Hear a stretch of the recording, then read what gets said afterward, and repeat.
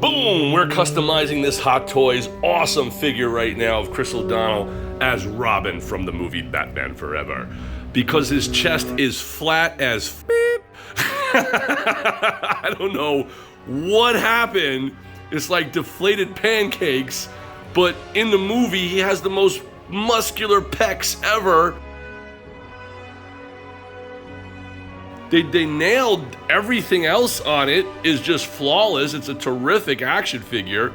It's posable, has nice little nice little ratchet joints in there for posability. The color is phenomenal, but so flat. So I'm gonna make an attempt to fill his chest out. So let's see if I could do it here. First we're gonna pop off the head, which comes out really nice, very, very smooth, very quick, has a nice little thing that goes in the peg there. And then if you could see, thank God this is flexible, so I think I should be able to like stuff those pecs and get them to look, dude, look how flat, like that's crazy flat. And if you compare it to the movie version, it's like nice and pumped up, it's flexed, he's swole, but from the side, oh my, look at that's flat as hell. Come on, why you did Robin like that, guys? Got all this stuff perfect and popped. What's going on? So I'm gonna try to stuff something in here. Let's see what we can do. Boom, you could already see a massive difference over here. See, look at this is the one I did on this side here on the left. Look at the difference, like seriously, guys. Can you see the difference here? I hope the camera's picking up the difference. The right side is like flat and swooped down. The left side's now poofed up correctly. That looks fucking dope. Pardon my language. Look, flat, pancake, pow, muscle. Right? So as a comic book artist, an anatomy specialist, this is like very important to me. So, to kind of have this stuff look accurate. And the way I did it here is I got this little piece of foam. Okay, nice little soft squishy piece of foam. I just simply cut out like one round circle here and stuffed it in there. What I might do potentially is put a little touch of glue here in the center to pin it down so that it looks more like, boom, like that. It'll give like a nice little crease. And in the movie, it has this nice little crease right here. So I think if we pin that down, that should pop it even more. So I'll see how it looks. There's absolutely no limitation in posability doing this. So let's try it out. I was also thinking of putting like a little piece here because the belt keeps like flipping flopping. So maybe a little touch of glue on the inside right there just to lock it in place. So let's see. Okay, here we go. Pow! Check it out, guys. Boom! Look at the muscle structure now in the chest and how it pops. Look at that. Boom. And I also glued, boy was that hard, the center pivot of the chest. And if you can see, look at how nice that crease in the center of the pec muscles are. It has a nice thickness to it now. You see what I'm saying? And I pushed the cotton part down here. You could kind of adjust that to help push it out a little bit more. That looks a little concave. I could probably fill it a little there, but you could see how much better it is. And I stuck glue, really hard to do it, into that center point right there in the center and right there. Not on the yellow part, but in the red and under it. And then like glued it. So I used this glue, which exploded in my hand as I screwed this in, and I got glue all over my hand. And spending an hour trying to scrape this glue off with hot water is just terrible. So be really careful when you turn this thing too tight, it explodes out.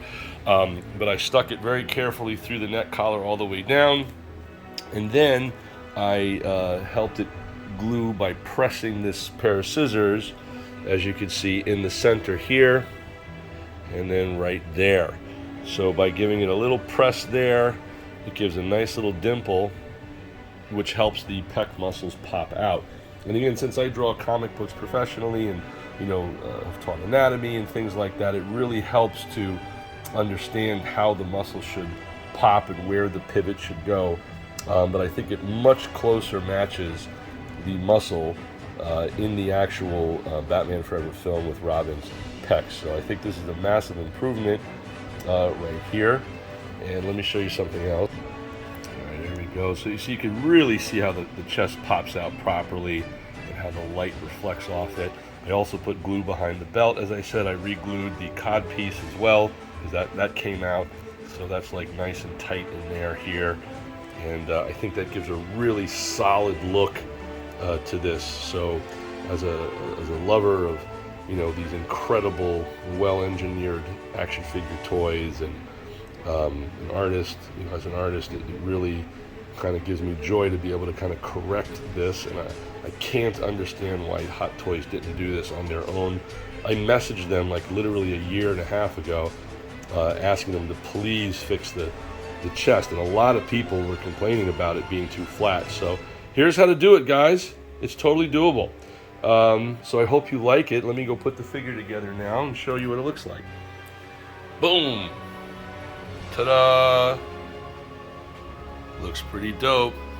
See, and look at how that chest muscles now, how the pecs just pop out so much more normal. It doesn't have that flat pancake look that it had before. See, now the chest looks right. Look at that. What a difference, Jesus. So I hope you guys enjoy it. If you did enjoy this video and it was helpful and you had a good time watching it, please give me a subscribe and a follow, and please share it with 3 of your friends and ask them to share it as well. I'm trying to break 10,000 subscribers here on YouTube so that I could use the YouTube studios here in New York, which would be really nice to do. So please help with that if you guys can. Make sure to follow, subscribe, and like, and share. Hit that little alerts notification button, and all that good stuff.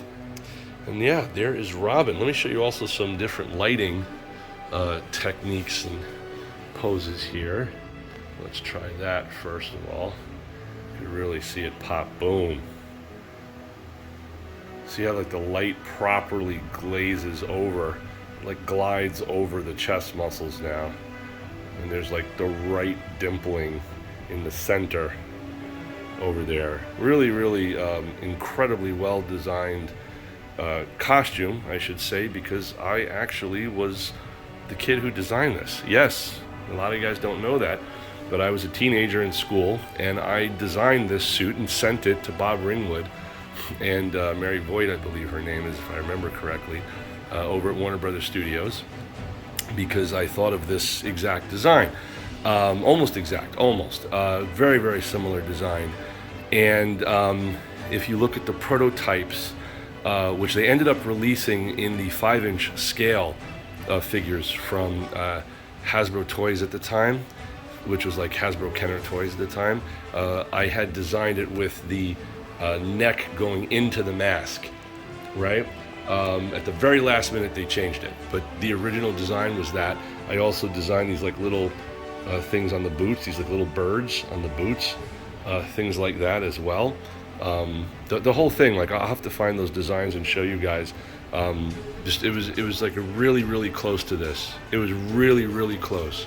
And they sent me a letter, Warner Brothers, and they thanked me for the designs. It was really nice of them. I saved that letter. And they were like, but Robin's not going to appear in Batman Returns. Sean Waynes, I believe, or was it Marlon? No, it was Marlon. It was Marlon Waynes, I think, was originally cast to play the part of Robin in Batman Returns. At the last minute, they bailed on that, and then Robin ended up not being in the movie. So they said, sorry, but, you know, please contact us once you get out of school, when you're 18. I was just, again, a young teenager when I had sent them the designs, and they were very nice about it. They acknowledged it. I saved that letter, and then I just went on to kind of create my own characters and things. But I was so young and naive that when I saw the suit, I didn't even know anything about oh, you could sue them or blah blah blah or something like that. I was just hoping when I saw the suit that they'd give me special thanks credit at the end of the movie for sending the designs, and they, of course, they didn't. I was so young and naive that I would even think that, I was like, hey, that's nice. They use so much of my designs. Maybe they'll give me thanks. I was very young. But that's actually happened quite a lot. And I have actually sued other companies for swiping my original designs. And they admitted it. And they settled with me out of court. It happened a couple of times, actually. you know, and there were other times that people stole my stuff too that I did not. Again, I was too young to know about suing or protecting my rights or things like that as a creator. And it's very costly and very expensive to sue. It is a big deal, and you have to be able to prove multiple levels of you doing it first. I owned the copyrights and trademarks to all my work, and it predated the other people's stuff, so I was able to actually prove in court with the lawyers that I was the first person to create it, register it, everything. That was a big deal, plus the notoriety of the creations that I had done and me meeting those people personally. You have to prove all 3 points if you're going to win or have a settlement. If you can't prove all 3, you've automatically lost. So that's something I learned the hard way, and had I lost, it would have bankrupted me. So it was good that I was honest. I had proof of everything. It was really, really important to be able to do that. So I hope that helps other independent artists and stuff who are out there when giant corporations try to swipe their stuff and not give credit where credit is due. But that's okay. Listen, I didn't invent Robin. I don't own Robin, but I owned the rights and the copyrights to my version of it, my design of it, so to speak, as a derivative work. But that's something that I don't know if I could have won a lawsuit like that, because I have no rights over this character. You know what I mean?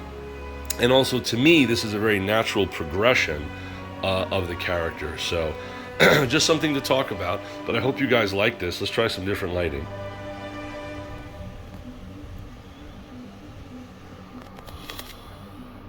And the red is really, really cool. It has that nice maroon color. The camera, I don't think, can pick up on it being maroon. It probably looks solid red on camera, but it has a really nice maroon-esque vibe and color to it, which is pretty cool.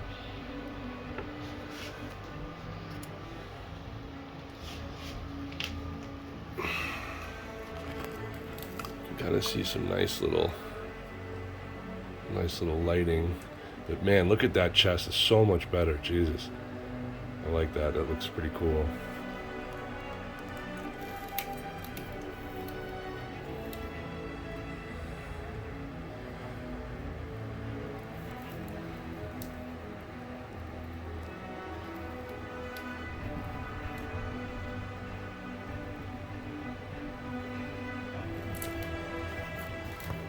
Great sculpt, like a really, really good sculpt on this thing here. You can even see like the little stitching in the gloves, which I just think is such a nice touch. They really did it like a great job. I just can't understand why they didn't stuff the pecs. The chest should have been stuffed underneath like they did for Spider-Man. So I don't know why they didn't do that. Really, really cool stuff. Ta-da! This is them together. I also glued Val Kilmer's Batman Forever belt in place so it would stop flopping all over the place. But yeah, man, they look so good together. Just upping the lighting over here, you can see that. But finally, his pecs look normal. There's all that custom work there. Boy, this is such phenomenally well done figures. It's something that I have been waiting a bazillion years for. And it is just really, really cool to see these guys together. Let me adjust the lighting again here so you guys can get a better look. So there you go. I wish it was picking up that terrific kind of burgundy red tone. It looks more just regular red, I think, but it's a really lovely color. And his suit is just absolutely phenomenal. And again, if you guys just look at the detail here, let's see if we can focus. It's a really incredible detail. So highly, highly, highly recommend any collector get these incredible figures.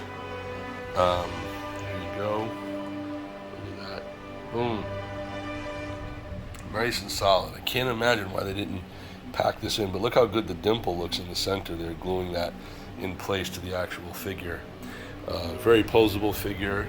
This is great. I actually had customs made of these figures maybe close to 20 years ago. which was like really great. There were these vinyl model kits from Batman Forever, and I had this customizer at the time cut it up and then put it onto an action figure, and they look great. Back then they look really, really good with, you know, the heads and the whole thing. I'll have to fish those out and show you guys. If you guys are interested in that, post your comments below. Let me know if you'd like to see it. And update, I fixed the belt placement because the belts were too high up. I realized that afterward, so that was a real bitch to have to fix. But I basically kind of very carefully peeled it off, which of course, you know, stained this part here underneath the belt. But not too bad, you can't see it, but it looks great now. Now it's like properly placed according to the way it was in the film, which is really good. This one, you could we could trim this little part here, but I kind of like that. I think that looks better than just like having it completely covered over there. But I think that's great. So fix the belt placement. There you go. On both of them. And now we're ready to roll. Once again, this is independent comic book artist, writer, and director Graig Weich from BeyondComics.tv. Please make sure to follow and subscribe. And as they say in comic books, to be continued. Peace. Post your comments below and make sure to subscribe, follow, and share. Thanks for watching, guys.